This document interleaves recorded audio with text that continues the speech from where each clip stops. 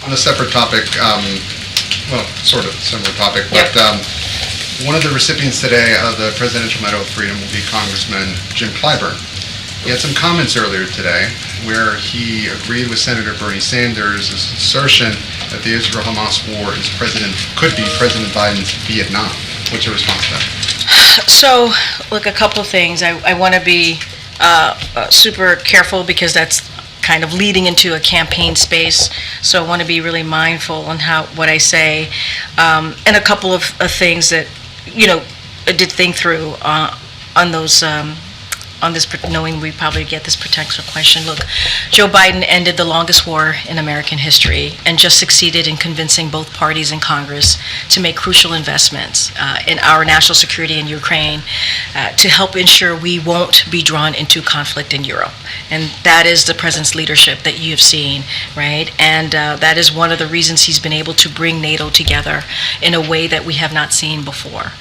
And obviously, one of the reasons we had to do that is because we had to make sure that Putin didn't succeed. He didn't succeed. And so the president has been taking action, obviously, on that for the past more than 2 years. You heard him say yesterday, he reiterated values that being us together, we have the right to dissent, right? But it must be peaceful. It must be peaceful, and anti-Semitism is horrid. It is hate speech, and we should treat it as hate speech.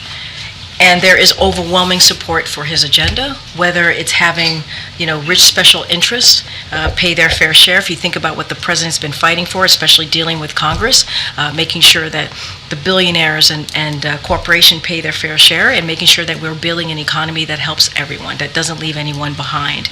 And so you've heard him talk about that, beating big pharma, lowering healthcare costs, making sure that we move forward with his student debt relief.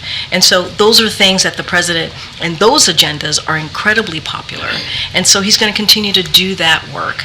And obviously, Congressman Clyburn is someone that he truly respects. We all respect, and so just want to be mindful because it's connected to a campaign-related question. But this is a president who has taken action to make sure that he does everything on behalf of, that's right, whether it's national security or moving forward with domestic policies that the American people want us to move forward on. So the White House disagrees with that characterization?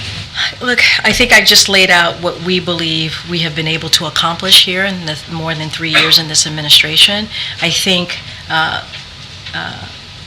they have their opinions, and they're allowed to their opinions, and we respect what their opinions on this.